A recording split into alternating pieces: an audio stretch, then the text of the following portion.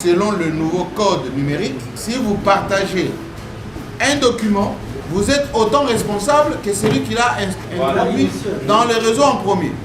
Ce qui est reproché à Boujaguer, c'est qu'il a été le premier à poster le fameux document de l'année. Vous serez en droit de dire à quelqu'un qui n'est pas de formation journalistique, minimum licence, qui n'a pas fait un stage dans un organe de presse, qui n'a pas ce qu'on appelle l'exercice régulier de notre métier, de s'abstenir de s'appeler professionnel de médias.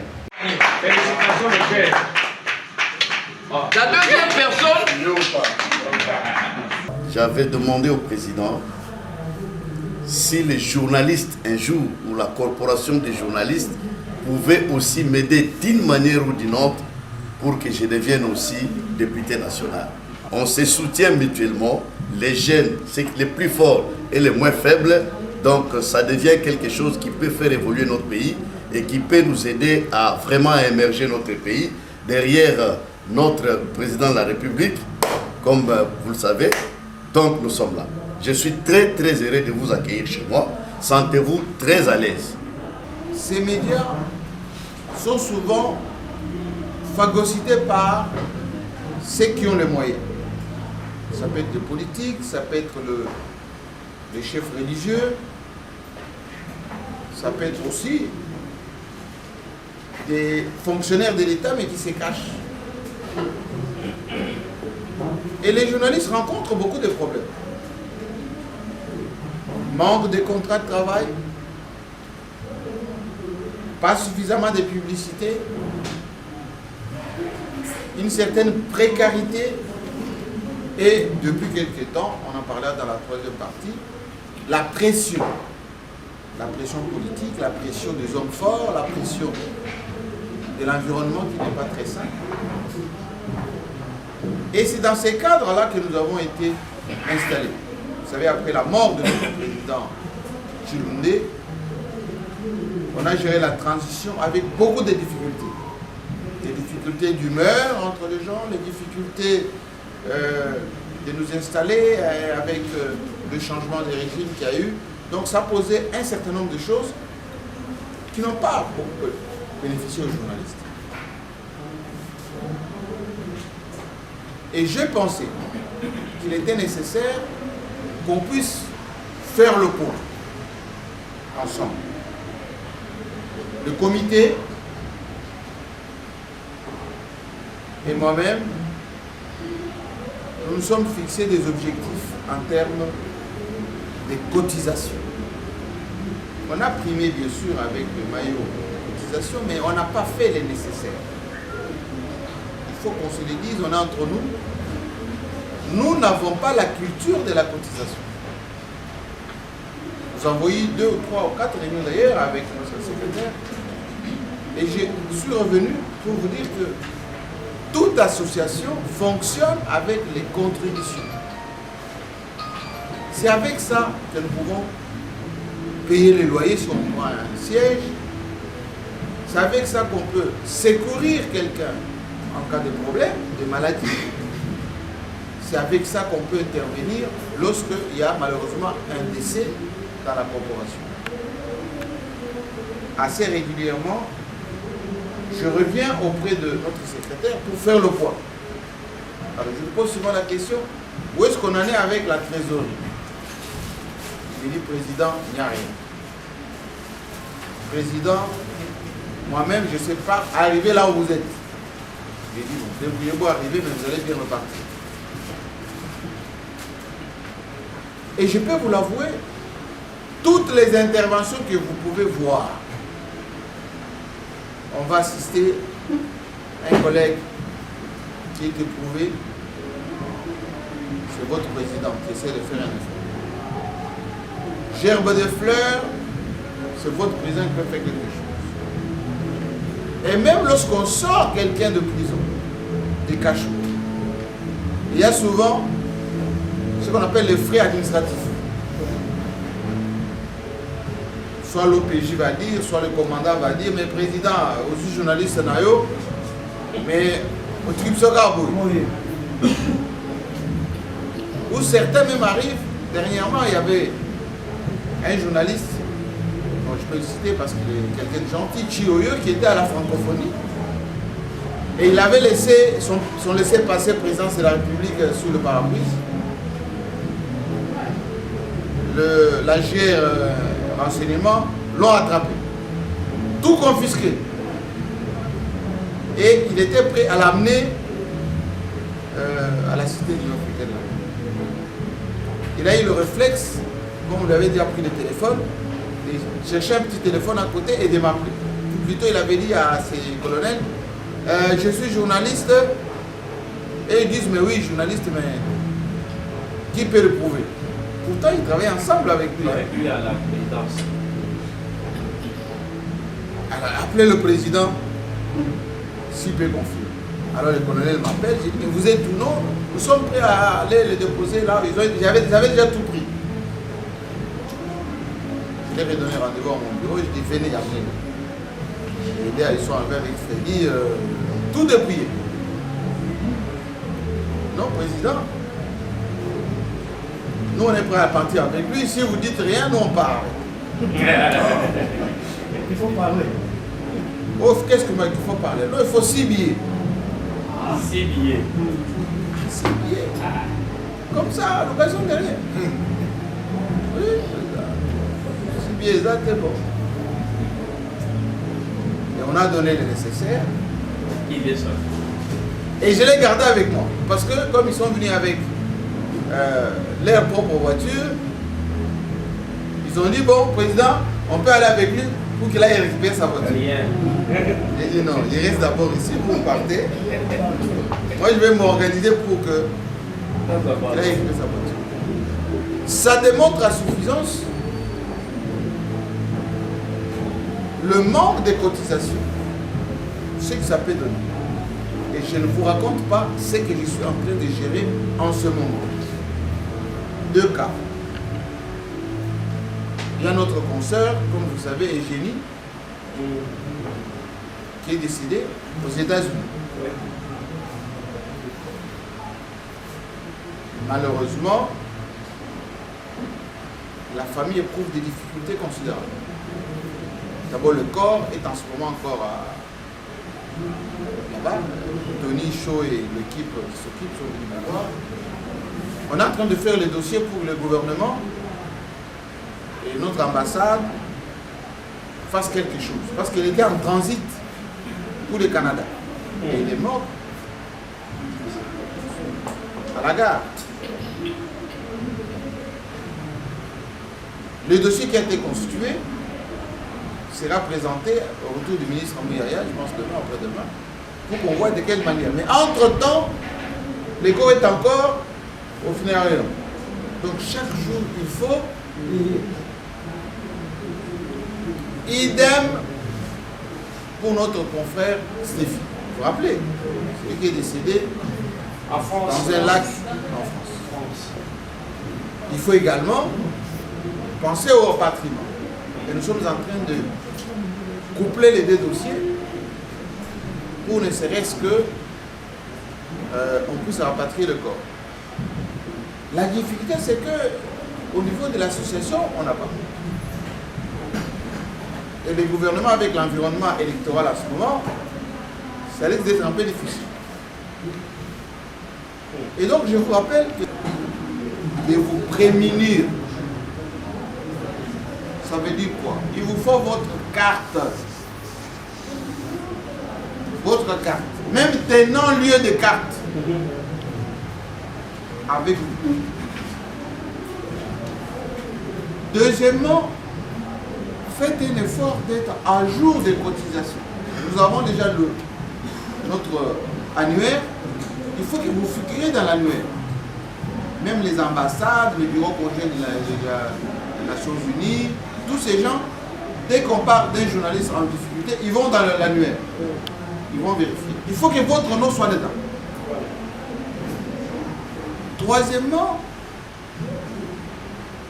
ces 2 éléments vont vous permettre d'être protégé en cas de conflit avec votre employeur actuel. Admettons, M. Kaniki qui est chez Univers, s'il y a un souci avec Univers, vous allez au tribunal du travail, On va vous poser la question, quel est le statut qui vous lie à Univers? Oh, je suis reporter à la rédaction. Voilà ou je suis journaliste, ou je suis de la rédaction. Qu'est-ce qui le prouve?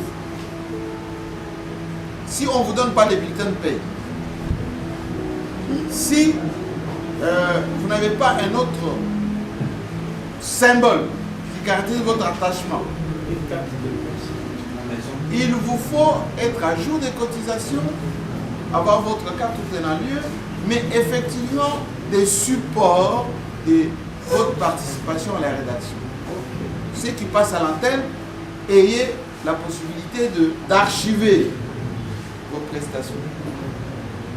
Vous êtes présentateur, ayez les copies de vos émissions.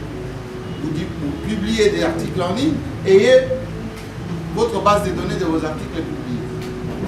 Pour que quand vous allez être au tribunal, soit du travail, soit ordinaire, que vous mettez sur la place. C'est que vous avez comme élément. D'autres éléments, je vous ai écrit dans le groupe il n'y a pas longtemps, c'est la gestion de vos téléphones. Selon le nouveau code numérique, si vous partagez un document, vous êtes autant responsable que celui qui l'a introduit dans le réseau en premier. Ce qui est reproché à Boujakera, c'est qu'il a été le premier à poster le fameux document de l'année. Donc ça veut dire qu'on vous envoie un élément.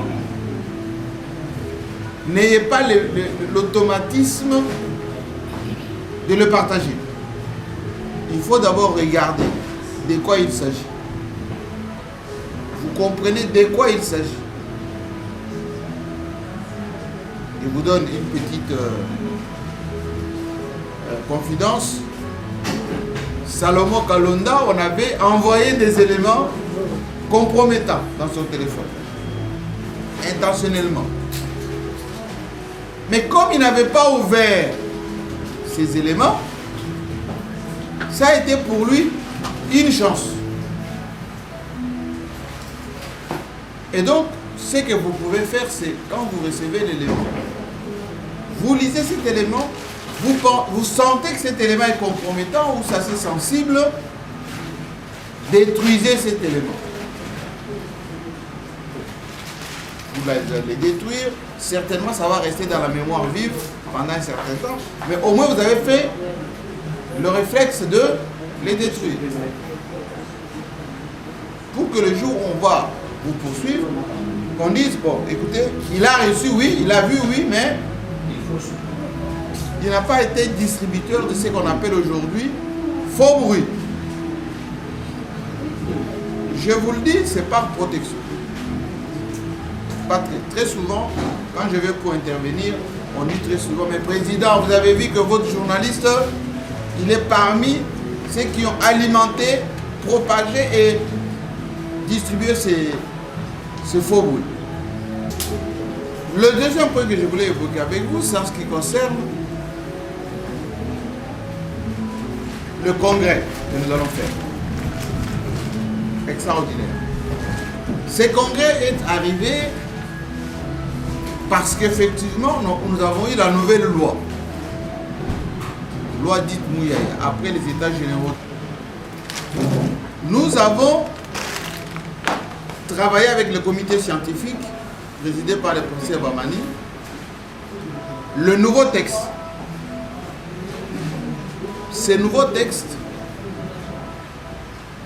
globalement, harmonisent les textes que nous avons avant. Parce qu'il y avait une certaine cacophonie, pour ne pas dire confusion, entre les commissions. On dit la commission de la carte avait une certaine autonomie, la commission des disciplines, une certaine autonomie, et puis le comité directeur parfois était paralysé par un certain déficit qu'on avait de leadership. Donc on a harmonisé ces textes et aujourd'hui ces textes sont disponibles. Nous avons élaboré un budget on est entre nous, des 100 et quelques mille dollars déposés au niveau du ministère, introduits dans la chaîne de dépenses, et le ministre a plaidé pour nous auprès du Conseil des ministres, auprès du gouvernement, pour que ces billets soient mis à disposition. Mais ce n'est pas encore gagné, parce que d'après ce que nous apprenons comme élément, peut-être le gouvernement va mettre à disposition la moitié de ces budgets. Et l'autre moitié sera complétée par les partenaires de l'Union. Mais nous savons tous que l'organisation d'un congrès, ça coûte plus que ça. En 2014, nous sommes allés à Caritas. Mata Tamponio avait offert 100 000 dollars à l'époque. Mais nous avons fait le congrès qui a coûté presque le double. Donc on est resté endetté. Le président Chulunde, nonobstant ce qu'il a eu comme embêtement de nos propres collègues jusqu'au tribunal, eh ben, il est mort avec ses dettes. Nous sommes allés à Mwanda. Madame la première dame avait offert dans un premier temps 100 000 aussi. Mais nous sommes tombés encore avec des dettes, y compris le jour du congrès. La première dame venant là-bas était obligée de suppléer, et malgré le pagne, quelque chose, on est resté encore avec des dettes. Le président est mort en nous laissant ses dettes. Cette fois-ci, nous avons décidé de fonctionner autrement. Nous avons eu effectivement beaucoup de difficultés à accréditer les gens. On était obligé de déroger à chaque fois parce qu'effectivement, le moratoire sur la délivrance de la carte était en cours. Il y a eu d'ailleurs certaines mesures pour déroger à cela pour les journalistes qui voyagent, parce que dans les ambassades, on leur demande des cartes et on avait dit qu'il fallait peut-être leur délivrer les tenants lieux par rapport à ça. Aujourd'hui, et c'est l'urgence du congrès, nous avons travaillé sur les textes harmonisés. C'est ces textes qui étaient à la base, notamment de la confusion qui était entretenue, pour ne pas dire des frictions entre les personnes. Ces points a été réglé une bonne fois pour toutes. On est unanime aujourd'hui que les textes harmonisés sont conformes à la fois sur les statuts du journaliste, mais aussi le fonctionnement. Donc l'accès au métier et la manière de fonctionner, plus l'éthique et la déontologie professionnelle. Maintenant, qu'est-ce qu'il faut faire avec ces textes? C'est ça sur le plan administratif. Il faut s'en imprégner. Il faut lire et comprendre ces textes sur le statut du journaliste, sur l'accès et l'exercice du métier, et surtout sur l'éthique et la déontologie professionnelle. Parce que si vous ne savez pas comment on accède au métier des journalistes, vous allez penser que je suis un Gembo, je me réveille un matin parce que j'ai raté tout ce qu'il faut faire, je prends un micro, une caméra, j'intègre une rédaction. Et au bout de 3 mois, je m'appelle collègue de M. Kanik. Oh, chers confrères, chers collègues. Parfois, je fais des débats avec des vertébrés, ça me gênait. Et non, ce n'est plus le cas. Selon la nouvelle loi, nous sommes à même, et je parle sous contrôle du juriste, de rester en justice pour exercice illégal du métier de journaliste. Usurpation de métier. Et donc, vous serez en droit de dire à quelqu'un qui n'est pas de formation journalistique, minimum licence, qui n'a pas fait un stage dans un organe de presse, qui n'a pas ce qu'on appelle l'exercice régulier de notre métier, de s'abstenir de s'appeler professionnels de médias, aux journalistes. Faute de quoi, vous êtes à même de lui porter plainte. Et il sera poursuivi, condamné pour cette pratique. Ça, c'est pour les textes. Vu la Constitution de la République démocratique du Congo à ses articles 1, 2, 23, 24 et 25, vu les statuts de l'UNPC en ses articles 1, 3, 4, 5, 6, 7, 43, 44, 45, 46, 47 et 48, vu les règlements d'ordre intérieur de l'UNPC en son article 54, vu l'urgence, propose l'élévation de messieurs Jean-Marie Mbikaï, Jean-Marcel Mbikaï Mpania au rang de mécène de l'Union nationale de la presse du Congo. Veuillez les manifester dans des acclamations.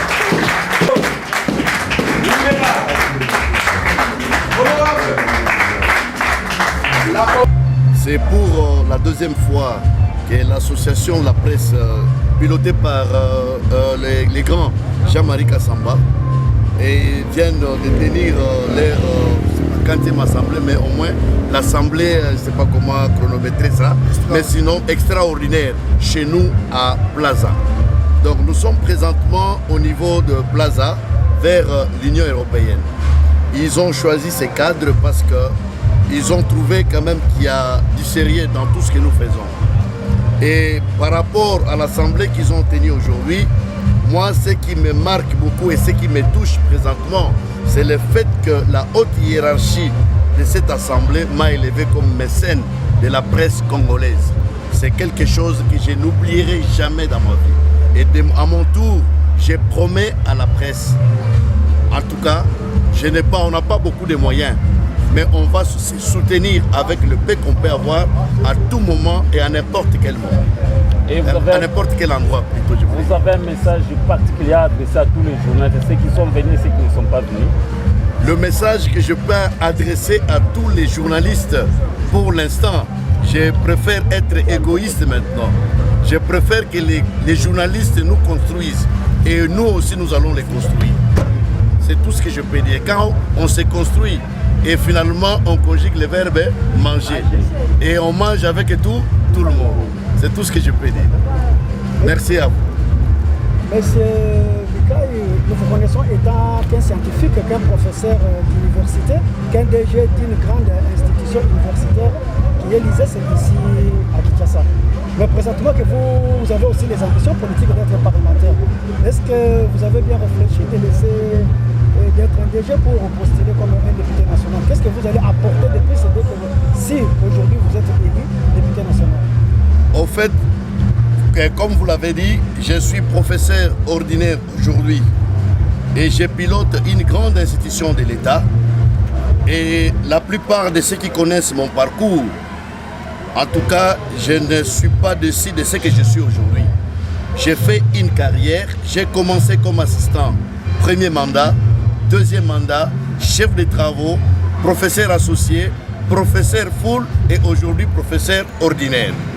Je suis en train de faire mon deuxième mandat comme directeur général de l'Institut supérieur des statistiques et je pense que je suis fin mandat et je dois peut-être laisser à d'autres personnes de continuer parce qu'on ne peut pas s'éterniser à un endroit. Donc c'est ça la vie. Et moi aussi j'ai fait ma carrière, c'est un CV que je suis en train de compléter. Monsieur Mbikaï, là vous êtes candidat à la circonscription électorale de la Tchangou.